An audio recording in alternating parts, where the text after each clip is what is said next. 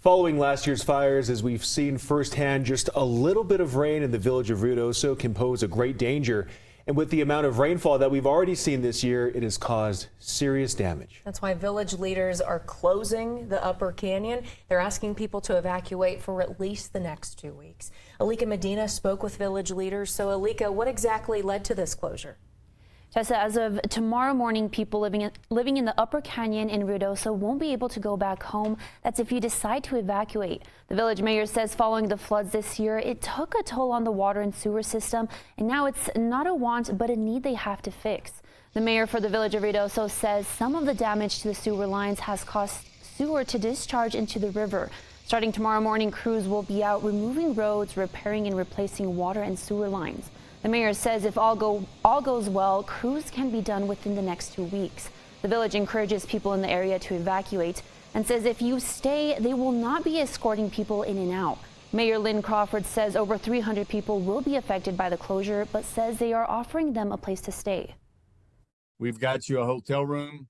We've got you set up with FEMA to get some of your expenses covered while we take these repairs. And in the meantime, we're going to have people watching the entry and exit to the Upper Canyon area, and police patrols, all that, just in case there might be somebody trying to loot or whatever, that people are worried about.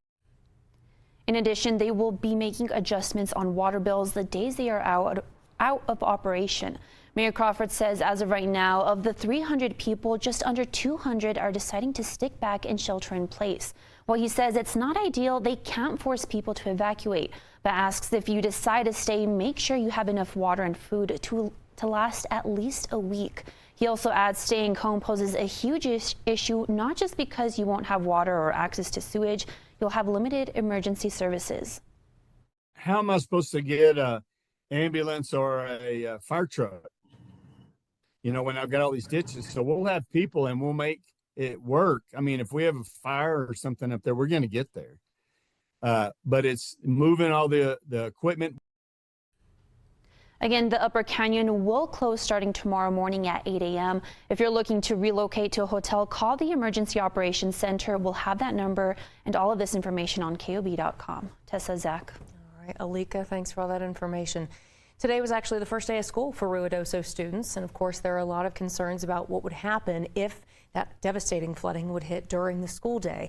That's why district leaders are updating protocols. Everything will proceed as normal under a flood watch. However, things change when there's a flood warning. Ruidoso schools will then go into what they're calling a weather in place. It essentially means students will have to stay put. They're not going to be able to leave campus on their own. Parents can come pick them up, though. Bus transportation will also stop and only resume once village leaders give the all clear. If students are already on the bus when a flood warning is issued, the driver will go to a safe specified location. Under that flood emergency, all students and staff will remain on campus until the threat passes. School leaders are encouraging parents to download the Ruidoso Schools app for up-to-date information throughout the school year.